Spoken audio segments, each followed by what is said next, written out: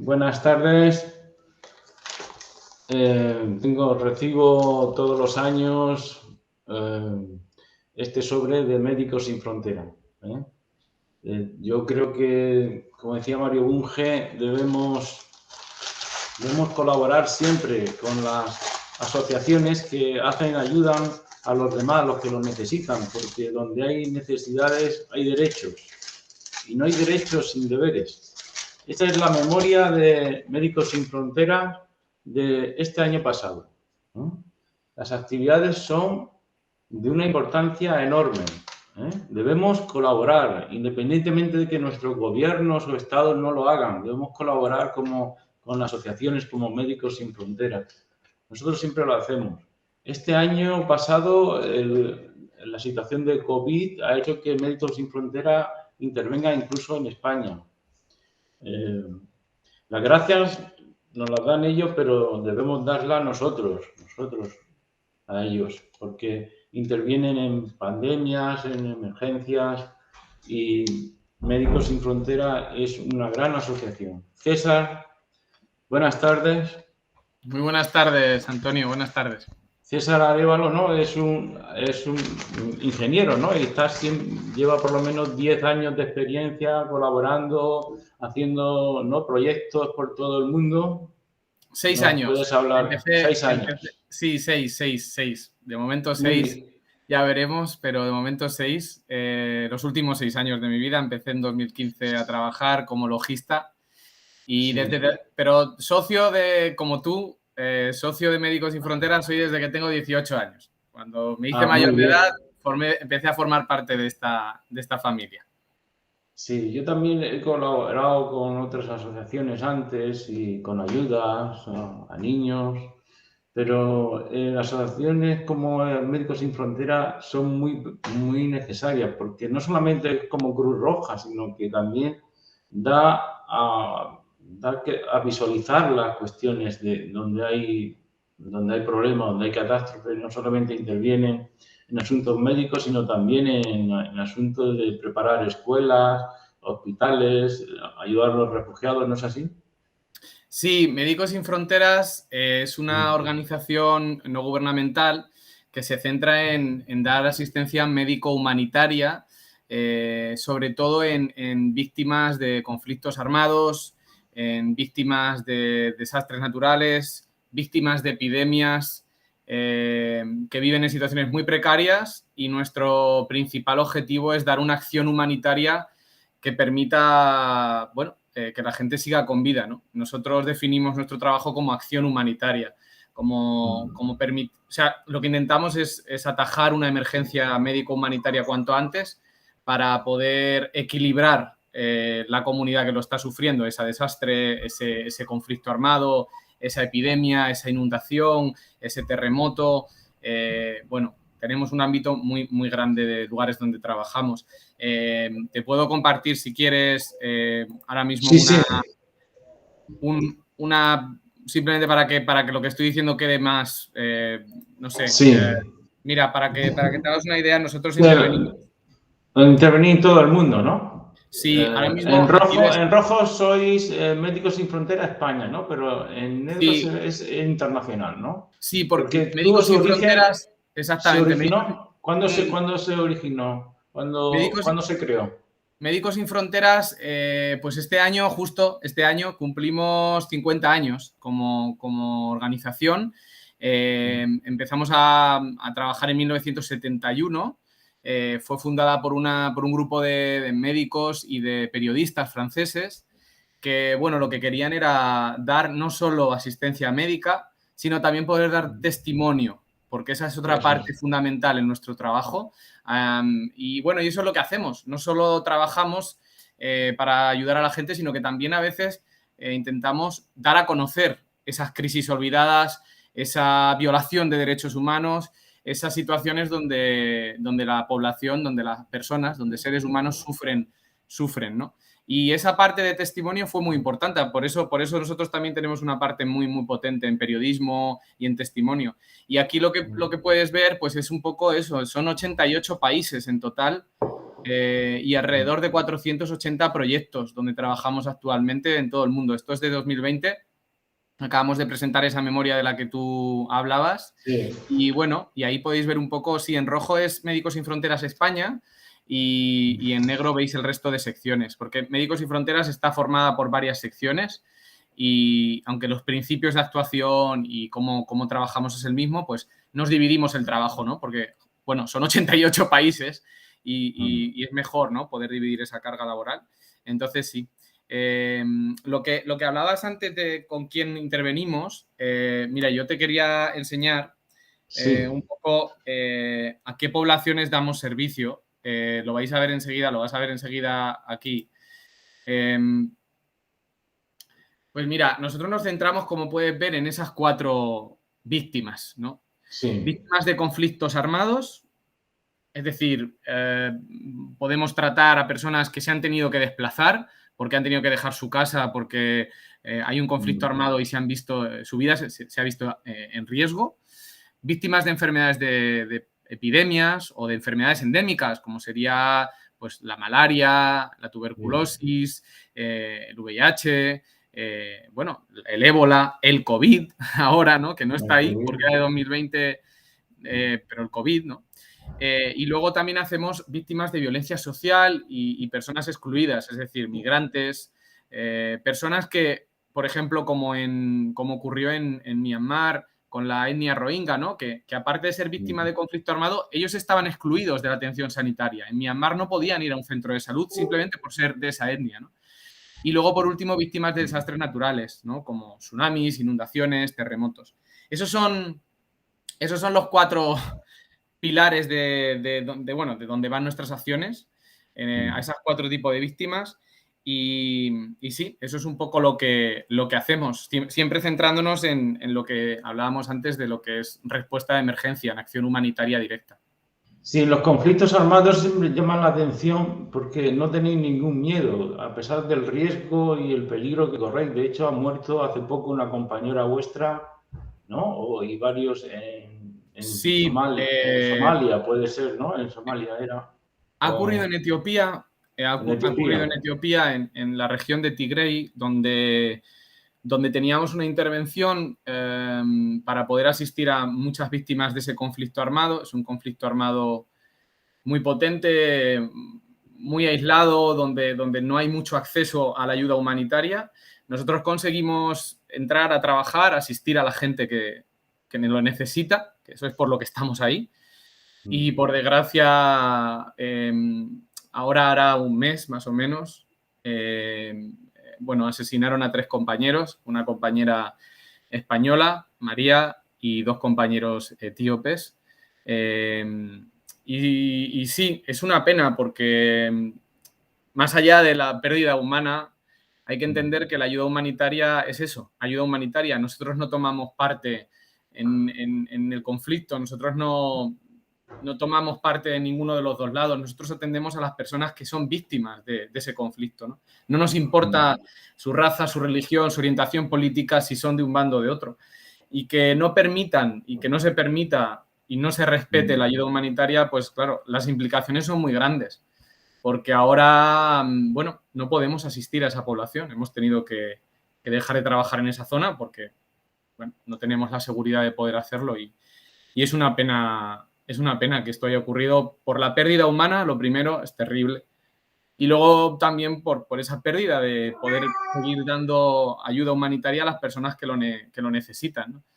Ese es el gran desafío, ¿no? Poder estar allí donde la gente lo necesita, pero solo si se nos permite, ¿no? Si no se nos permite, no podemos estar. Y claramente esto es un ejemplo de las consecuencias terribles que tiene la violencia, no solo hacia la población, también hacia los trabajadores humanitarios. Llevamos unos años donde ha habido bombardeos a hospitales, donde no se ha respetado el derecho internacional humanitario, donde ha habido bombardeos a unos hospitales de Médicos Sin Fronteras. Sí, ahora ha salido en el telediario de hoy, 11 de agosto, ha salido la situación en Afganistán. Ahí se va a producir unos grandes refugiados internos en el propio país o incluso hacia Pakistán. Ahí vaya a tener problemas también, ¿os van a dejar entrar a hacer vuestra acción humanitaria o vaya a tener? Lo desconozco, Antonio, si te soy honesto, no lo sé muy bien cómo está ahora mismo el acceso en Afganistán. Sé que tenemos proyectos y que llevamos mucho tiempo trabajando en Afganistán. Médicos Sin Fronteras España teníamos un proyecto que yo creo que retomamos hace no mucho en Kunduz, que fue un hospital bombardeado. Y ahora mismo no sé cómo está la situación, te lo digo honestamente, ¿no? Pero lo que sí está claro es que, bueno, permitir a las ONGs, permitir al personal médico humanitario el trabajo, nosotros no hacemos que el conflicto sea peor, nosotros lo que intentamos es aliviar el sufrimiento de las personas que están en medio de ese conflicto. Y bueno, creo que es tan importante que un hospital sea un lugar seguro. Creo que es tan importante que a pesar de que haya bombas, en un hospital se pueda trabajar y las personas se sientan a salvo. Creo que es humano que una persona que está enferma pueda ir a un hospital, ¿no? Creo que es lo último que nos queda, ¿no? El acceso a la salud, el acceso a que nos intenten salvar nuestra propia vida, independientemente de qué orientación política o qué parte tomamos en ese conflicto, ¿no? Y eso es lo que intentamos defender siempre. Y por eso intentamos ser siempre muy honestos con todos los actores. Somos muy imparciales, somos transparentes, nuestros fondos vienen de personas como yo, como tú, y eso nos permite asistir allí donde la gente lo necesita, ¿no? No tenemos ningún tipo de vínculo o de atadura con ningún Estado, ¿no? Para intervenir. Gracias a eso, a veces se nos permite entrar, porque muchos actores armados confían en que nuestra acción es independiente, que es neutra y que es imparcial. Y estamos en muchos lugares donde sin eso es imposible estar. Sin esa financiación privada, sin esa independencia, no podríamos trabajar, ¿no? Y lo intentamos y lo conseguimos la mayoría de las veces y intentamos llegar allí donde otros no llegan. Sí, porque ¿cuáles son vuestros principios? Creo que tenéis una carta magna, ¿no? Sí, mira, te comparto de nuevo la pantalla para que así también se pueda leer, que yo creo que es más, sí, es mejor, más más visual. didáctico. Te comparto ahora mismo la pantalla. Mira, nuestros principios de acción, te los enseño ahora mismo. Son 3 fundamentales y luego hay muchos periféricos. Aquí los podéis ver. Los 3 principios que nosotros aplicamos siempre son la imparcialidad, la neutralidad y la independencia. Es decir, nos movemos sin que ningún poder político, económico, religioso nos diga lo que tenemos que hacer. No preguntamos por la raza, la religión o la ideología de las personas a las que asistimos y no tomamos partido por nadie, ¿no? Luego también aplicamos principios de humanidad, es decir, nosotros nos movemos por una acción humanitaria. Quien necesite ayuda debe ser asistido. Ese es el primero, ¿no? Luego intentamos ser proporcionales, obviamente, es decir, cuanto mayor es la necesidad, mayores recursos ponemos, ¿no? Y luego, obviamente, al ser una asociación, una organización médico-humanitaria, tenemos una ética médica, códigos deontológicos, ¿no? Es decir, nosotros asistimos a la gente sin causar daño y luego, obviamente, somos una organización profesionalizada. Es decir, yo para poder entrar a trabajar en Médicos Sin Fronteras tuve un proceso de selección donde... Sí, porque tú no eres médico ni Yo enfermero, no, ¿no? yo trabajo como logista, soy ingeniero electrónico y claro, yo para poder entrar pues tuve que hacer una serie de entrevistas de trabajo y tenemos una serie de objetivos cuando vamos a proyecto que hay que cumplir, ¿no? Somos una asociación profesionalizada. Y luego también, ahora explico un poquito, si quieres, lo que es la logística, aunque, bueno, Sí, porque es un fundamental, servicio... es tan fundamental como la acción médica directa, sí. Sí, la logística, te lo cuento en un segundo. Simplemente quería decir que otra de las cosas también que tenemos es transparencia, que de hecho por eso Sí, sacamos la memoria, para que toda la gente sepa cómo gastamos el dinero, dónde lo gastamos, qué servicios hemos dado, cuántos tratamientos de malaria hemos hecho en el año, a cuántas víctimas de violencia sexual hemos tratado en el año. Tenemos un control y una transparencia de todo lo que se hace. Incluso tenemos auditorías financieras de cómo se ha gastado ese dinero. Y esos son un poco los principios los que veis ahí. Sí, sí. De logística, Antonio, la logística es simplemente para que, o sea, como dar una pincelada a la logística, que en realidad es un servicio de apoyo, ¿no? Es un servicio que lo que hace es, un departamento que lo que hace es, dentro de Médicos Sin Fronteras, dar una ayuda o un apoyo a todas las actividades médico-humanitarias. Es decir, si queremos abrir un hospital en Yemen, hay que construir el hospital. Si queremos tener agua, hay que dar agua. tenemos que tener energía, los medicamentos tienen que venir de algún lugar, hay que hacer todo ese aprovisionamiento. Bueno, son muchas familias, ¿no? Y lo que hacemos es dar todo ese apoyo al departamento médico. En algunas intervenciones, pues casi todo es logística. Por ejemplo, cuando estamos hablando de casos de cólera, hay una parte súper importante en logística, que sería poder clorar el agua, poder desinfectar puntos donde la población va a coger agua, fuentes, poder dar material de higiene para promover, hacer una promoción de la higiene del lavado de manos. Es decir, la logística luego tiene un impacto directo en nuestras acciones médico-humanitarias. Sí, sí, es interesante. Sí, aquí en la memoria que enviáis todos los años vienen bien claramente los ingresos, los gastos, dónde se dedican. Sí. O sea, es todo muy detallado, todas las actividades. Es una asociación que yo recomiendo muy vivamente a todos nuestros seguidores. Sí. Hay una carta magna, ¿no? Donde o principios, ¿no? Que hemos hablado, ¿no? Pero la carta magna, creo que tenías algo más que poder antes de ver los proyectos donde tú has intervenido, que tienes también, ¿no? Preparado. Sí, tengo, podemos hablar bueno, de todo esto que estamos hablando. Al final, yo he trabajado en 10 diferentes proyectos y sí, estaría bien poder hablar de ver cómo aplicamos todos esos principios y cómo hacemos todo eso en terreno con la gente con nuestros beneficiarios. Y sí, respecto a la Carta Magna, yo te puedo enseñar lo que es Médicos Sin Fronteras, a lo que nos dedicamos. Mira, te lo enseño ahora mismo. Es un poco lo que hablábamos de nuestros principios de actuación, de nuestra neutralidad, imparcialidad. Aquí puedes ver lo que es Médicos Sin Fronteras, ¿no? Somos una organización internacional y hacemos esto, ¿no? Apoyamos a poblaciones en situaciones precarias, víctimas de catástrofe, sin discriminación por raza, religión o ideología política, de una forma independiente, neutral e imparcial. Esos serían nuestros principios de actuación, para que lo entiendas. Y aquí te enseño simplemente ahora aquí, un poco lo que es nuestro movimiento internacional y lo que es nuestra asistencia y testimonio, ¿no? Porque también parte de nuestro trabajo, como hemos dicho, es poder dar testimonio para provocar cambios, ¿no? en favor de las poblaciones a las que asistimos, ¿no? Denunciar, por ejemplo, pues una violación de los derechos humanos, ¿no?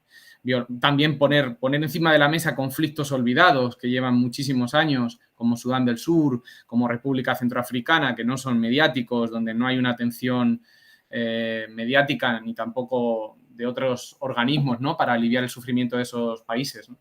Que llevan muchísimos años en unas crisis y en unos conflictos súper potentes, y que Médicos Sin Fronteras intenta también dar voz a esas poblaciones, ¿no?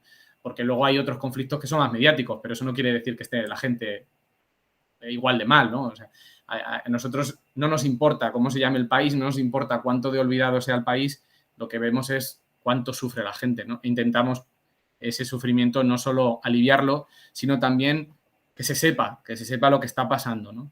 Que creo que también es importante, para eso estamos también aquí hablando, ¿no? Para dar voz a mucha gente. Sí, yo creo, eso me llamó mucho la atención porque hay muchas organizaciones que parecen que no quieren dar testimonio, no quieren dar a conocer lo que está pasando en el mundo, y eso es muy necesario para que luego los movimientos sociales, los activistas en el mundo más desarrollado, pues traten de ayudar a través de presionar a sus gobiernos para que ayuden. Y no envíen guerras, sino más bien acción humanitaria. Hay que cambiar la acción militar por la acción humanitaria. Claro, para nosotros, creo que es lo que quiere todo el mundo. Para nosotros es fundamental trabajar de esa forma. La acción humanitaria para nosotros significa aliviar el sufrimiento de las poblaciones que peor están, donde no hay otra ayuda, donde haya un vacío de ayuda humanitaria y donde podamos permitir a esa población seguir adelante. Nosotros no intentamos cambiar el Estado. Nosotros, cuando vamos a trabajar a Congo, no es nuestro objetivo cambiar el sistema sanitario de Congo, sino ir a una zona en Congo donde hay cólera y donde la precariedad del sistema sanitario no permite que la gente pueda ir a un centro de tratamiento de cólera y recibir un tratamiento adecuado, ¿no? Donde hay un exceso de mortalidad, donde hablamos de excesos de mortalidad. Y esa es para nosotros nuestra acción humanitaria, ¿no? Nos centramos en eso, eso es lo que sabemos hacer, llevamos haciéndolo 50 años y así es como trabajamos. Y luego, aparte, pues, por ejemplo, ¿no? El hecho de que estemos hablando de que la malaria, que es una enfermedad que mata a... Creo que las cifras no las tengo claras, pero sé que lo que es en mortalidad infantil en el África subsahariana es la principal causa de muerte. Y que, pues, la malaria todavía no haya una vacuna, ¿no? Se está desarrollando ahora, están haciendo pruebas, hace poco leí un artículo en Burkina Faso, pero bueno, nosotros hacemos testimonio, ¿no? En plan de, esto existe. Otra cosa es que aquí no exista, pero tenemos víctimas, o sea, tenemos una mortalidad por malaria muy, muy, muy grande. Cuando hay picos de malaria es increíble. Yo he trabajado en Congo en la época de lluvias y estás recibiendo 20, 30 niños con malaria al día en un hospital, ¿eh? O sea, muy, muy, muy fuerte, ¿no? Y la malaria tiene una mortalidad, ya lo he dicho, es la principal causa de mortalidad infantil en el África subsahariana. Y es una enfermedad que yo creo que se podría intentar... Bueno, el COVID hemos conseguido una vacuna en 1 año y medio, ¿no? La malaria es una enfermedad que aunque sea diferente, lleva mucho tiempo presente en África, lleva mucho tiempo presente también en Sudamérica, ¿no? En todo el cinturón. Y bueno, pues hacemos testimonio y hablamos y decimos, oye, la malaria está causando tantas muertes al año en tal país. También se puede dar a conocer, por ejemplo, los móviles que están hechos de material que resulta que, por ejemplo, en el Congo, si has hablado del Congo, pues los móviles están hechos de coltán, ¿no? de Coltán, material sí. coltán, que allí están sufriendo muchos niños y a veces se conocen por vuestra acción humanitaria, ¿no? Sí, luego obviamente hay denuncias de otros tipos, hay otras ONGs y otros organismos que se dedican a denunciar, por ejemplo, violaciones de derechos humanos relacionados con el trabajo o con la parte de la infancia, ¿no? Nosotros, por ejemplo, en Congo, bueno, yo he estado varias veces y por supuesto, es probablemente uno de los factores que hace que haya mucha inestabilidad. Es un país muy rico en minerales, es un país donde hay muchos intereses y donde hay mucha inestabilidad actualmente y donde hay una explotación infantil también, claro, en las minas. Y sí, de hecho en la primera misión recibimos, recuerdo, 2 chicos entre 15 y 16 años que habían sido sepultados en una mina que se había colapsado y los recibimos en el hospital, en esa zona. Estábamos en un proyecto de Shabunda Matili, se llama el proyecto, en la región de Sud-Kivu. O sea que sí, que es una cosa real, es algo que está generando conflictos y que está generando inestabilidad, claro. Los recursos naturales siempre son una fuente para llamar a agentes externos y siempre generan Sí, conflictos en general. aquí solo quizás nos ponen mal en televisión lo de Palestina y dejan las guerras olvidadas, pues no, pues eso, la gente no es consciente de esas guerras olvidadas, de Sí, yo creo esa, por ejemplo, es que Somalia. hay muchos lugares del mundo. Yo, por ejemplo, un ejemplo, siempre hablo de República Centroafricana porque es un país muy pequeño que lleva en un conflicto armado muchísimos años, que lleva con poblaciones desplazadas, estamos hablando de 1 millón de personas dentro del propio país desplazado, que se ha tenido que mover por violencia y que viven en campos de desplazados, en situaciones muy precarias. Yo no sabía, pero yo personalmente, antes de empezar en Médicos Sin Fronteras, no sabía ni dónde estaba ese país, ¿no? Y no hay un cambio, ¿no? Estamos hablando de 8, 9, 10 años de conflicto y no se soluciona nada, ¿no? Y la población sigue en un umbral de pobreza y de una falta de vacunación. Claro, hay un conflicto armado, no llegas a vacunar, entonces tenemos que cubrir desde Médicos Sin Fronteras esas vacunaciones que no se han podido hacer, ¿no? A los niños recién nacidos, por ejemplo, ¿no? Entonces, estamos hablando de crisis olvidadas que son menos mediáticas, pero que la persona que vive allí sufre igual, da igual que salga en la prensa o no, ¿no? Entonces, sí, nosotros intentamos ir donde la gente lo necesita, no donde están los focos. El foco nosotros lo ponemos en los indicadores médico-humanitarios que nos dicen, oye, aquí hay que trabajar, aquí hay un exceso de mortalidad, aquí hay una vulnerabilidad. Sí, una de las cosas vuestras es que, por ejemplo, en la memoria, pues mostráis imágenes de vuestros proyectos, de las cosas que estáis haciendo y tal. Sí. ¿Podemos ver los tuyos, por ejemplo, César? Sí, donde has claro. intervenido en construcción de casas. Sí, por supuesto. Mira, por yo ejemplo. te comparto ahora, he seleccionado algunas fotillos que tengo de los 6 años que llevo trabajando, Eso, algunas. por ejemplo. Esto Sí. que estáis viendo ahora es justo el último proyecto donde he podido trabajar, que es en Yemen. En Yemen. Sí, estamos en Yemen, llevamos mucho tiempo en Yemen. Este proyecto es nuevo, se llama Al-Kanawis. Es un proyecto donde hemos abierto un hospital materno-infantil. Aquí lo podéis ver en la pantalla. Es un hospital que construimos casi de cero, donde había solo un edificio, y lo que tenemos a día de hoy es una maternidad con un quirófano para poder hacer cesáreas y otras operaciones obstétricas, y luego una neonatología y una pediatría. Pues esto, por ejemplo, de la derecha es la sala de espera, donde las mujeres, las madres llegan para empezar el triaje, para ver a qué servicio se les deriva y si es más urgente o menos urgente. La parte de la izquierda, pues, es la ambulancia que usábamos para poder referir cuando había un caso muy complicado, ¿no?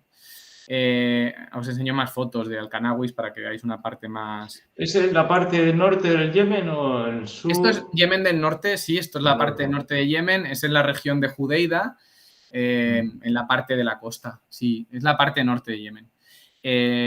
Aquí podéis ver también otras fotos de algunas compañeras del departamento médico, enfermeras, médicas, pediatras. Porque esto es el servicio de neonatología. Lo que estáis viendo ahora mismo en pantalla, lo que estás viendo, Antonio, es la neonatología del hospital, donde trabajamos con neonatos. Y sí, es un proyecto nuevo.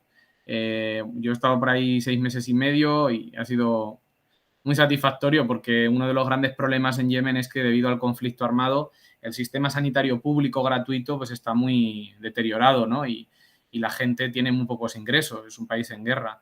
Entonces, pagarte una cesárea tú por tu cuenta o pagar un tratamiento para tu hijo recién nacido, pues es casi impensable para una gran parte de la población. Entonces, Médicos Sin Fronteras aquí ofrece un servicio gratuito para todos esos casos neonatos y para las mamás, para dar a luz de una forma segura, ¿no? Esto es una de las cosas que hace Médicos Sin Fronteras, mucho proyecto materno. En televisión hemos oído muchas veces que en Afganistán han bombardeado por error un hospital, por ejemplo. ¿Esto puede suceder en Yemen del Norte? ¿Puede Arabia Saudí o Yemen Estados ocurrió. Unidos con un dron puede bombardear y daños colaterales y acabar con un hospital? En Yemen, desafortunadamente, tuvimos un bombardeo de un hospital donde estamos trabajando, que se llama APS, que está como a 1 hora y media de este hospital de Al-Kanawis, más al norte, ¿no? Se bombardeó el hospital. No recuerdo el año, lo siento, no me acuerdo al 100%. Yo creo que fue en 2017, si recuerdo bien, hace 4 años, si recuerdo bien, pero no me acuerdo al 100%. Pero sí, tuvimos un bombardeo en ese hospital. Pues es eso, ¿no? Esto es un centro donde se da luz, donde hay luz en un conflicto armado, ¿no? Es una pena que no se respete que los hospitales son un lugar neutro, no es un lugar de guerra, ¿no? Eso es algo que lo intentamos transmitir y que nosotros cumplimos con todas las normativas de identificar el hospital, de dar coordenadas, ¿no? O sea, todo está muy identificado, sí. Sí, Pues es una pena que las guerras no cumplan con un mínimo de derecho o de ética Sí, yo creo que de la decía... guerra. Sí, yo Se creo ha que era... convertido en una guerra total desde hace 50 En las años. guerras también hay normas, Antonio, que eso lo Sí, hablábamos. eso es lo que digo, que debería respetarse esas normas que hace ya muchos años que se perdieron, ¿no? Y que están estipuladas, ¿no? Que hay un derecho Están internacional estipuladas. humanitario y que están escritas, ¿no? Pero sí. Esto es un ejemplo de un lugar donde trabajamos en conflicto armado, Yemen.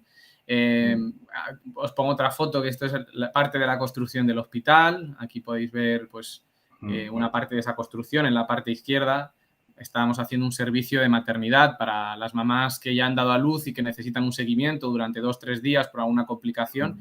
Pues en esta zona, digamos, esto era la zona donde luego tuvimos, creo que aquí se ve mejor, Luego, este es el edificio que no estaba construido, ahora está construido. Esta es la puerta de entrada principal. Y este era nuestro hospital, el Hospital de Médicos Sin Fronteras, en colaboración con el Ministerio de Salud, por supuesto, donde nosotros trabajamos con personal del Ministerio de Salud para formarlo, para capacitarlo, para que el día de mañana pues, este hospital se pueda gestionar por parte del Ministerio, ¿no? Y que sea también algo que a largo plazo les pueda servir a ellos, obviamente, ¿eh? Este hospital es un convenio entre Médicos Sin Fronteras y el Ministerio de Salud. Tenemos un acuerdo de trabajo. Te puedo enseñar la última foto de Al-Kanawis, que es este edificio, que es el que hablaba antes, y bueno, esta es la entrada principal. Esto de abajo, esta foto, pues es parte del equipo yemení. Nosotros ahora mismo, Médicos Sin Fronteras, personal internacional, somos alrededor de 3.700 personas, pero luego equipo nacional son 37.000 personas, 37.000 empleados, ¿no? Y empleadas. Trabajamos de esa forma, porque creemos que es como hay que hacerlo, ¿no? O sea, al final, todo el equipo aquí es yemení. Mi trabajo era al final formar un poco, gestionar un poco el equipo, capacitar y luego ellos gestionan el hospital, ¿no? ¿Y os habéis encontrado con problemas culturales, por ejemplo, que la cultura musulmana del Yemen pues no dejen a la mujer ir al médico? ¿Algo así habéis encontrado? Sí. Sí, hemos encontrado algún caso donde a veces no se ha permitido o no se ha firmado una autorización para hacer una cesárea, sí. Donde se ha transmitido al marido o al hermano que su hermana o su esposa necesita recibir una cesárea y donde se ha negado. Es verdad que es un caso de 100. El 99% de las veces se firma la cesárea, se hace la cesárea y la gente está agradecida, pero obviamente la mujer en Yemen está muy discriminada y tiene una libertad y una capacidad de decidir a veces que no es la que debería, ¿no? Y por eso es tan importante tener una maternidad en Yemen, ¿no? Donde la mujer pueda tener un lugar donde estar un poco más segura, ¿no? Y donde pueda dar a luz de forma segura. Pero sí, problemas culturales a veces existen, claro, por supuesto. En cierta forma, vosotros también ayudáis a que de manera pacífica vayan entendiendo que esas costumbres se deben ir superando. Eso también está bien, porque hay una labor cultural, Eso ya pero es más indirecto. sin meterse en cuestiones políticas, claro. No, ni culturales. También hay que entender que nosotros vamos a dar una asistencia médico-humanitaria. Nosotros vamos a hacer un proyecto X, ¿no? Luego quedan cosas indirectas, por supuesto. Yo creo que siempre se siembran cosas y que la apertura a que una ONG entre a trabajar, pues siempre es buena. Al final aprendes. Aprendes cómo se hace una cesárea o aprendes sobre valores. No lo sé. Yo también aprendo muchísimo de la población donde he trabajado, de la gente con la que he trabajado. He aprendido muchísimas cosas a lo largo de estos 6 años que no sabía y valores que no tenía. O sea, creo que hay una transferencia de valores siempre muy positiva. Exacto, sí. En este mundo sí occidental, consumista, que tanto problema hay por la felicidad y no vemos lo que realmente se sufre en el mundo, pues participando en asociaciones como Médicos Sin Fronteras, sí, nos damos cuenta realmente del mundo cómo es y la suerte que tenemos en vivir, ¿no? Por ejemplo, en países más desarrollados como los europeos.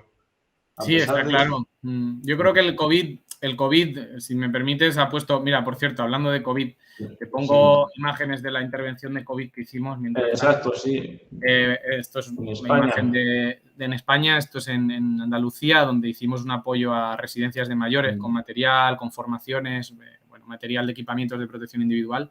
Y yo creo que el COVID, por ejemplo, ha puesto de manifiesto que la salud es lo más importante, que no pagar y que alguien te atienda cuando tú estás enfermo de forma gratuita es un lujo. Es un lujo que millones de personas en el mundo no tienen. Nosotros hemos dado por sentado durante mucho tiempo que cuando querías te admitían en una UCI. Bueno, durante el COVID ha habido gente que no ha sido admitida en UCIs y que ha fallecido. Yo creo que nos ha puesto encima de la mesa una realidad que existe en todo el mundo, pero de repente la hemos visto aquí también, ¿no? Por desgracia, porque al final la idea es que que todo el mundo, ojalá que cualquier ser humano pueda recibir una ayuda cuando se encuentra enfermo sin tener que pensar en si tiene dinero, en si tiene la misma raza que yo, en si es una mujer o un hombre, ¿no? Eso es un poco lo que intentamos transmitir y hacer en nuestro trabajo, ¿no? Que la ayuda humanitaria y la asistencia cuando tú te encuentras enfermo sea lo primero, ¿no? Sea algo, un derecho fundamental que tú tienes, el derecho a vivir, ¿no? Y aquí en COVID nos dimos cuenta que ese derecho no está tan garantizado a veces, ¿no? Y sobre todo, por ejemplo, en residencias de mayores, ¿no? Ocurrió con los mayores. Nosotros estuvimos trabajando en varias regiones, en Cataluña, en el País Vasco, en Castilla y León, en Madrid, en Andalucía, haciendo apoyo a residencias, haciendo apoyos a algunos hospitales. Aquí, por ejemplo, es una formación que hicimos online con alrededor de 200 enfermeras y enfermeros de Andalucía, del Sistema Andaluz de Salud, para formarles en cómo usar los equipos de protección individual, cómo vestirse y desvestirse en zonas COVID, qué tipo de equipos de protección había que usar y en función de qué tipo de paciente iba a tratar, Sí, ¿no? porque eso vosotros ya, ese conocimiento, esa técnica ya la sabíais del ébola, de otras epidemias, ¿no? Sí, En el tercer es verdad que mundo. el COVID nos pilló a todos pues sin saber, ¿no? Cómo se transmitía en esos momentos al inicio.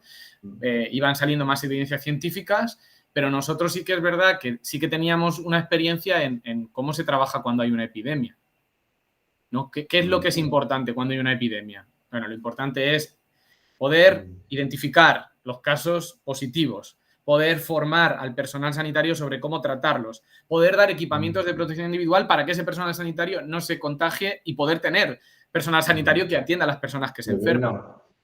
Poder tener una respuesta por si acaso sigue habiendo más casos, ¿no? Es decir, un plan B, ¿no? Poder identificar circuitos, poder priorizar, poder atender a las personas más cerca, donde hay más letalidad, ¿no? Sí, eso es parecido al ébola o al cólera o al sarampión, ¿no? Es una epidemia, tiene indicadores parecidos. Entonces nosotros sí ofrecimos nuestro apoyo y nuestro trabajo al Ministerio de Salud para poder ayudar y asesorar en estos temas. Sobre higiene, sobre desinfección, que tenemos mucha experiencia, sobre, bueno, todos estos puntos, sí. Estuvimos trabajando durante alrededor de 3 meses, durante todo el pico de la epidemia. Yo estuve primero aquí en Madrid durante 2-3 semanas, donde abrimos 2 pabellones para dar servicio auxiliar a 2 hospitales que estaban saturados. Y luego hicimos residencias de mayores porque entendimos que era la siguiente prioridad, ¿no? Era donde Sí, estaba así que Médicos Sin Fronteras puede dar testimonio contra los negacionistas, ¿no? Estos negacionistas que niegan que exista el virus o tantas muertes. Yo creo que todos podemos dar testimonio, porque al final hay tanta gente que conocemos que se ha enfermado y todos, por desgracia, la gran mayoría de nosotros tenemos algún familiar, algún conocido que nos ha dejado debido a este virus, ¿no? O sea que creo que ha sido bastante evidente, no sé, por lo menos para No, mí. aún así conocemos también a personas que se niegan a vacunarse. Es Sí, un problema. es muy curioso, ¿no? Porque Médicos Sin Fronteras tiene, o sea, una campaña que hicimos a favor de las vacunaciones que decía que hay algo que da más miedo que una vacuna, que es no tenerla. Eso es. Yo he estado, por ejemplo, mira, te pongo una foto ahora mismo aquí. Esto que ves aquí, estamos hablando de Ese otro. sarampión. Esto es sarampión, que aquí nos suena tal. Bueno, pues hay muchos niños.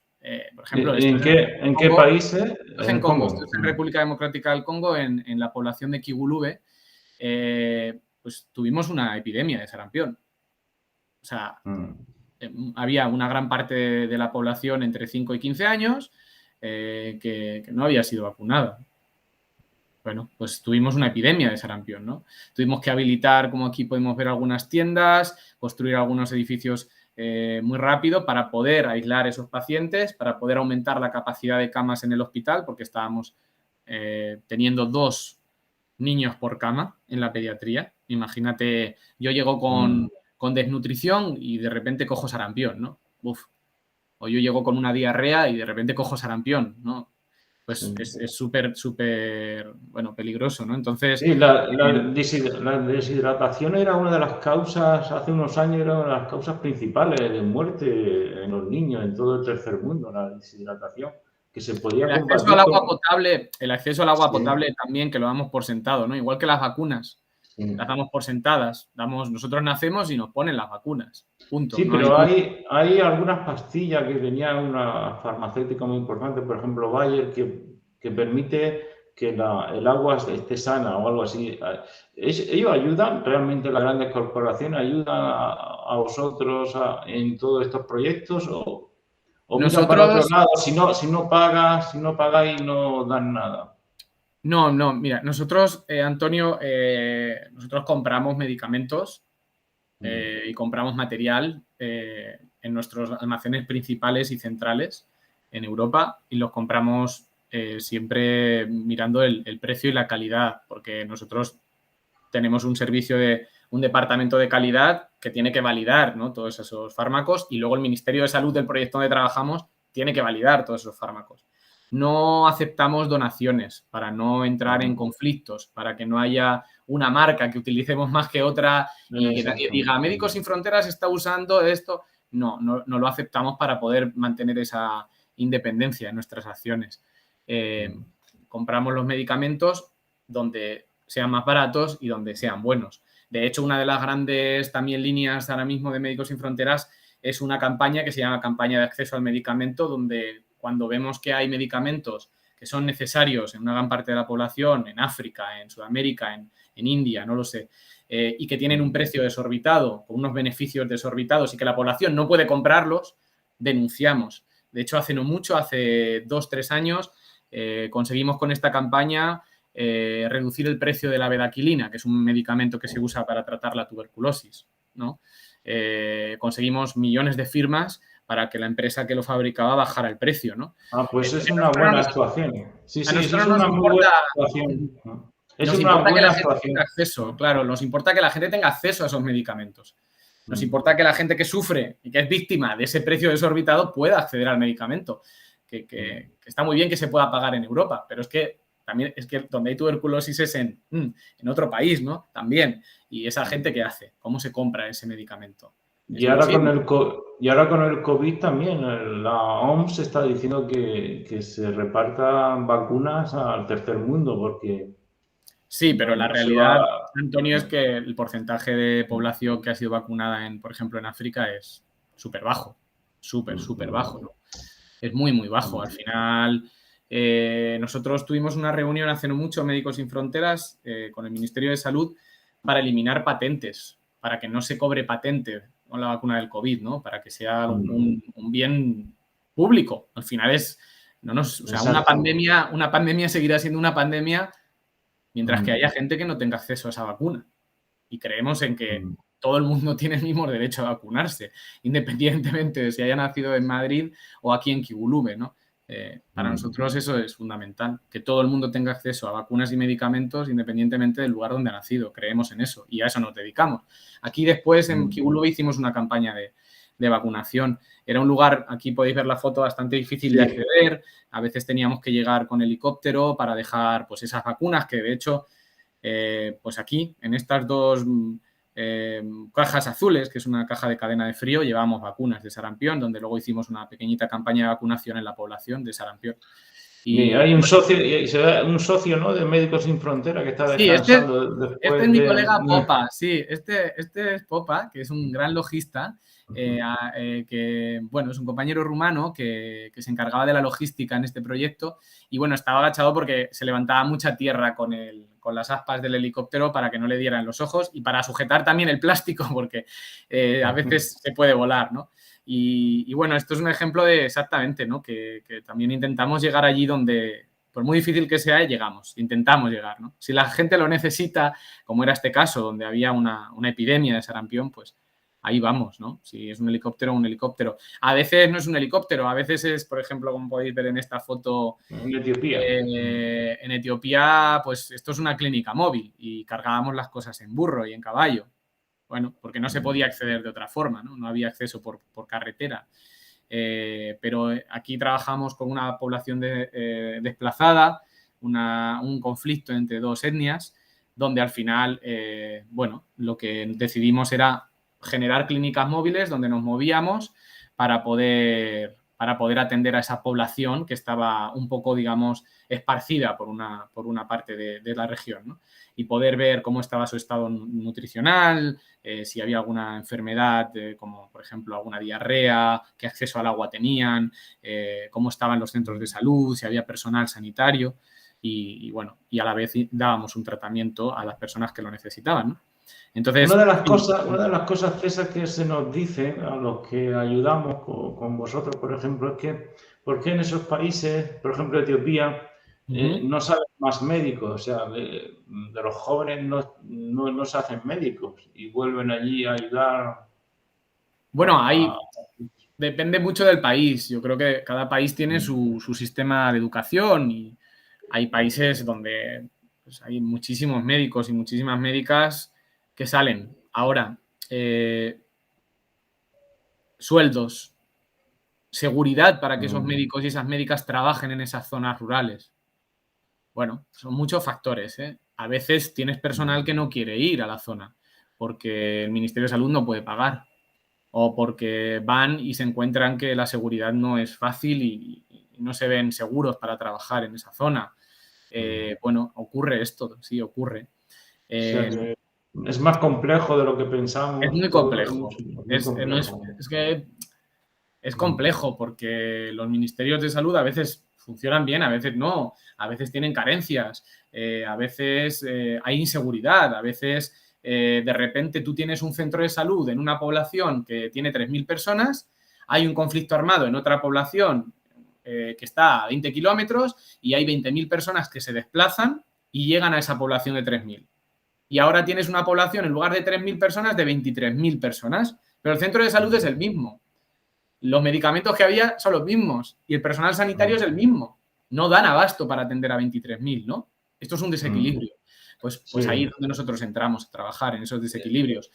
Hay muchos factores que desequilibran el acceso a la salud, pero obviamente hay muchos médicos y muchas médicas, como te digo, 37.000 de esos 40.000 trabajadores que tiene Médicos Sin Fronteras son locales, entre ellos médicas y médicos, como por ejemplo en Yemen, donde teníamos una pediatra internacional, mi compañera Irene, pero luego teníamos 4 o 5 pediatras yemeníes para formar, para capacitar, para que ellos tomen rienda de ese hospital, ¿no? Donde trabajamos. O sea, que no se le está dando el pescado, sino que se le está dando también la caña y saber por pescar supuesto, el pescado. Claro. Pero también te puede hemos ocurrir, hablado... Antonio, perdona que te diga, que te puede ocurrir, por ejemplo, pues que no des abasto, que no haya personal, como por ejemplo en Bangladesh. Sí, exacto. En Bangladesh, te enseño una foto. En Bangladesh la causa puede ser también el cambio, la emergencia climática. Creo que corren peligros la subida del mar.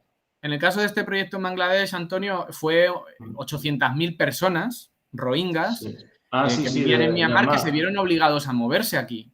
Entonces, Bangladesh tiene unas universidades maravillosas y tiene médicos y médicas maravillosos, pero si de repente tienes en una zona, en una región, 800.000 personas más, no das abasto, ¿no? Entonces, claro, esto a veces no se puede cubrir con el personal local solo. Aquí en Bangladesh al inicio estábamos 50, 60 personas expatriadas trabajando porque no se daba abasto con el personal local, porque había una emergencia médico-humanitaria tremenda. 800.000 personas viviendo en el medio de la nada sin asistencia médica, ¿no? Imagínate, que vienen de estar migrando, que vienen de ser víctimas de violencia, que vienen de estar mojados, que vienen de tener enfermedades donde también, por ejemplo, hay malaria, donde había difteria, pues imagínate, ¿no? Y que a día de hoy, te enseño esta foto porque me apetece hablar también de esta situación, donde a día de hoy todavía siguen ahí. Donde todavía has estado tú, ¿no? Sí. Estado... Esta es una foto que yo hice en el campo de refugiados de Yamtoli, inundado en la primera lluvia, cuando empieza el monzón.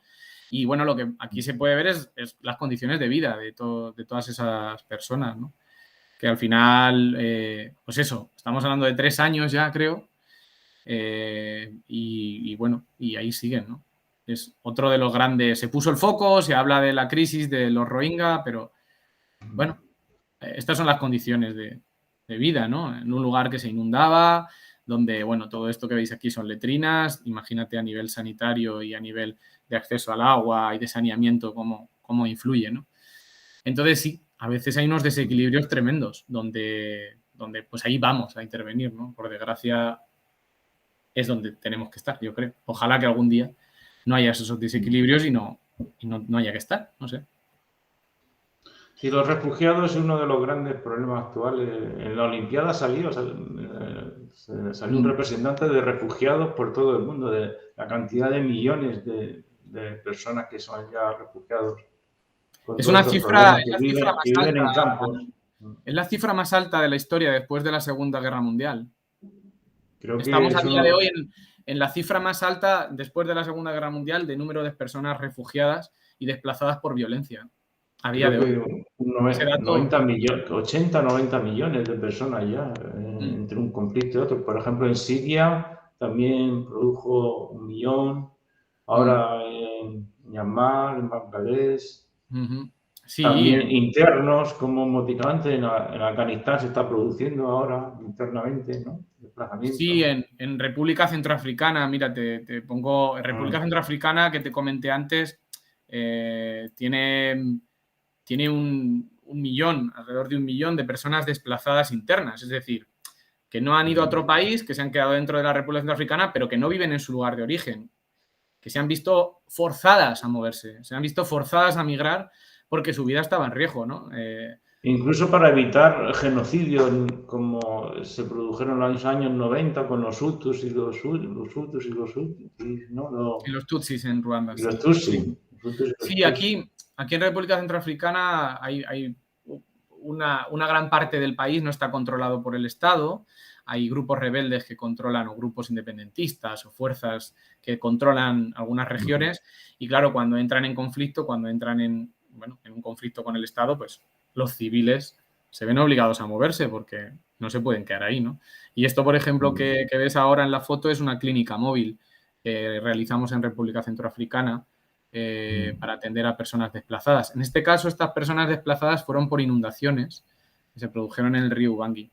Y sí, la gente, yo creo que hay que entender que la migración es natural. Cuando tú te ves que tu vida está en riesgo, cuando tú te ves que cada día tienes que luchar por seguir vivo, pues te vas, porque no puedes quedarte. Pero creo que a todos nos duele irnos del lugar donde nos sentimos a gusto. O sea que yo creo que sí, que sería importante entender que refugiarse es refugiarse y desplazarse es desplazarse, no se hace por gusto. Mucha gente que no entiende esto, tal vez. ¿Habéis intervenido en el Mediterráneo? Sí. En el Mediterráneo, por ejemplo. Seguimos interviniendo, sí, con varios barcos, y hemos trabajado para salvar la vida de personas que naufragan y que se encuentran en situaciones de riesgo, ¿no? El mar es un lugar muy, muy hostil y creemos que hay que salvar la vida de la gente que esté a punto de morir, independientemente de que sea en tierra o en agua. Y sí, hemos tenido varios barcos. A día de hoy también seguimos interviniendo, seguimos teniendo un barco de rescate, creo, Médicos Sin Fronteras España. Creo que hay otras secciones que también trabajan. Y luego también intervenimos y tenemos proyectos en Lesbos y en lugares donde hay campos de refugiados actualmente también. Y en México, en la frontera México-Estados Unidos, en toda Centroamérica, que hay grandes desplazamientos y ya se ven en televisión también. Tenemos proyectos también en todas esas zonas de muy diversos tipos. También en México hacemos muchos proyectos relacionados con ayuda psicológica, con tratamiento psicológico, porque muchos migrantes se van en busca de una vida mejor, se van huyendo de la violencia y se encuentran que el camino para llegar a Estados Unidos es igual de violento o peor. Y hay muchas víctimas de violencia que necesitan apoyo psicológico, y tenemos varios centros de apoyo y varios centros también de atención al migrante en las fronteras de México. Sí, actualmente tenemos un proyecto activo, sí. ¿Podemos ver más diapositivas tuyas de donde has intervenido recientemente? Me quedan, creo que de todos los países de los que hemos hablado, Bueno, mira, te enseño por curiosidad también una Sí. de las líneas de trabajo de Médicos Sin Fronteras, que son esas epidemias, por ejemplo, el ébola. Esta foto es de un centro de tratamiento de ébola que construimos en Sud-Kivu, que es una región de Congo, donde hubo un brote de ébola y donde intervenimos para construir y para referir enfermos de ébola a este hospital, ¿no? A este centro de tratamiento.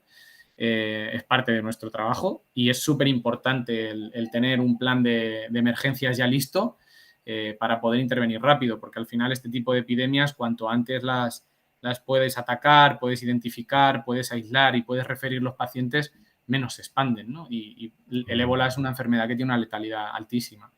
Entonces, Sí, esto es un ejemplo.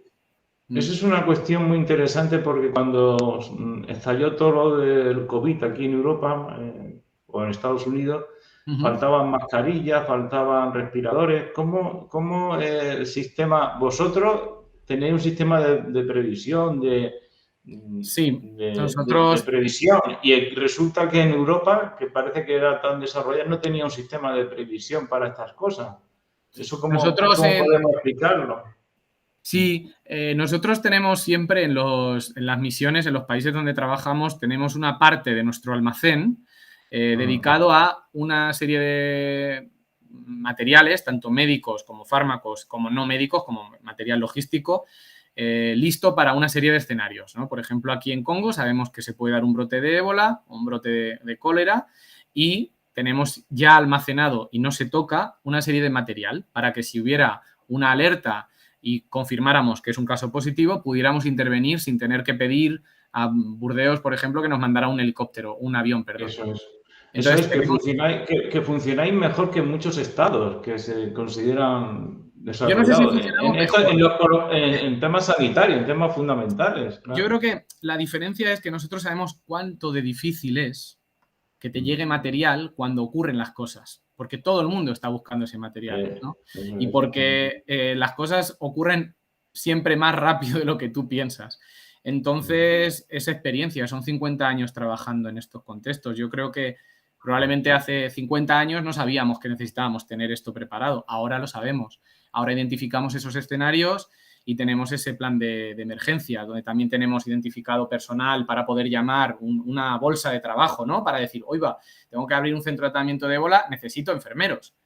¿A quién llamo? Pues tenemos una lista de enfermeros que ya tenían experiencia previa, una serie de contactos para poder contactar a las personas que están en esta región, autoridades locales. Es decir, no solo es tener el material, sino tener un plan de acción, ¿no? Que se llama. Eso. Y eso lo trabajamos siempre cuando llegamos a un país donde identificamos cuáles son los riesgos sanitarios que puede tener la población. Eso es nuestro trabajo. No tengo ya muchas más fotos, la verdad, Antonio. Bueno, No. esto es dentro del centro de tratamiento con los equipos de protección individual. O sea, el ébola existe todavía allí en zonas de África, ¿no? ¿Y Sí, puede ser un riesgo para Europa el ébola? No.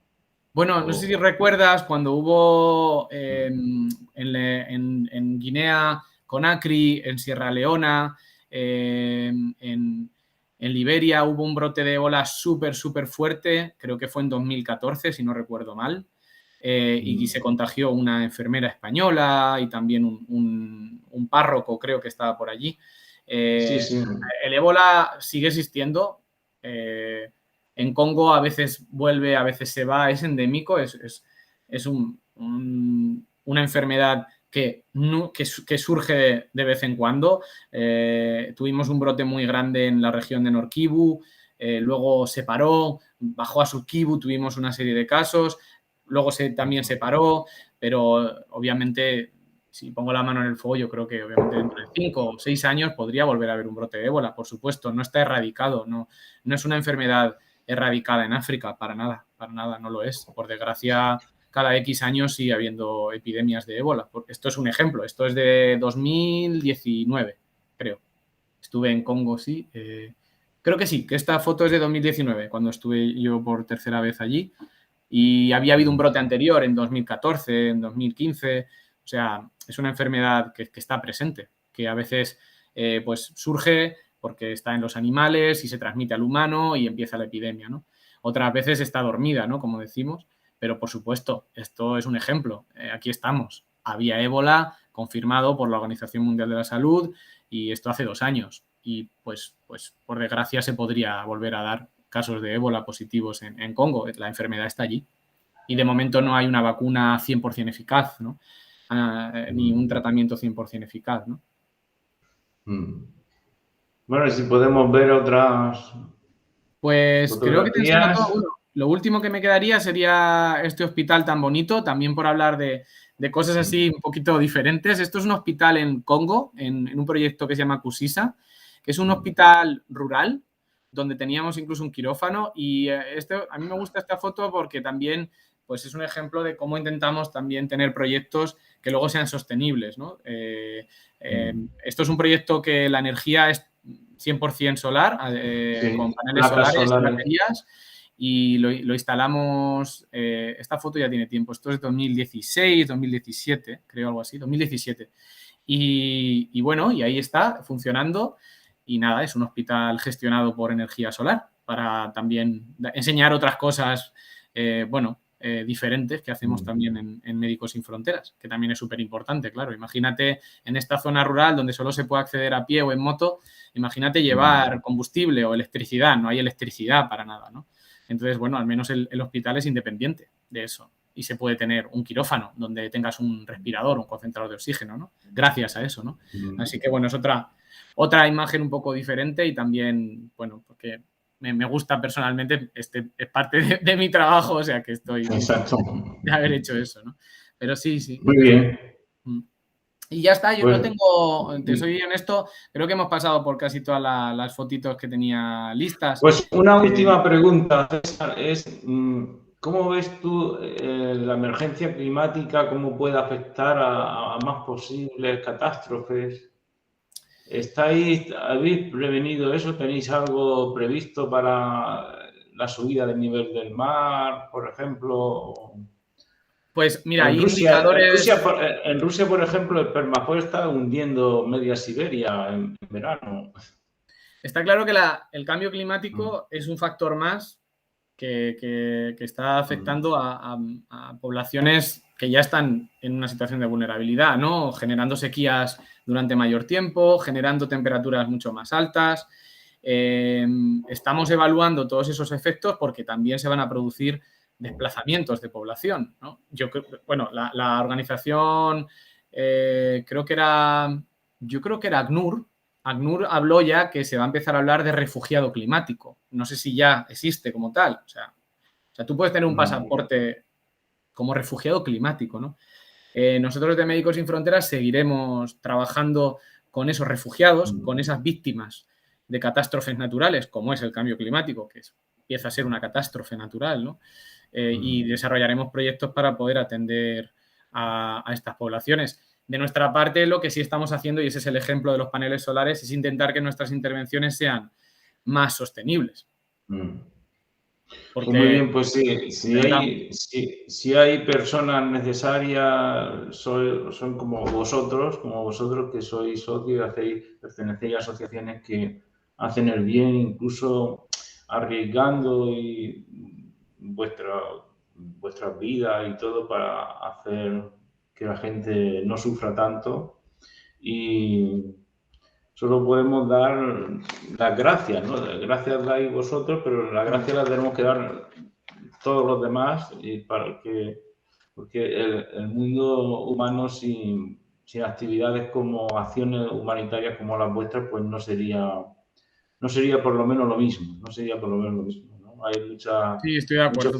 muchos filósofos e intelectuales que dicen que la naturaleza humana no tiene arreglo, pero acciones humanitarias como las vuestras demuestran que sí, que se puede, como decía Mario Bunge, considerar donde hay necesidades hay derechos y donde hay derechos existe el deber también de ayudar. Con Por eso, supuesto.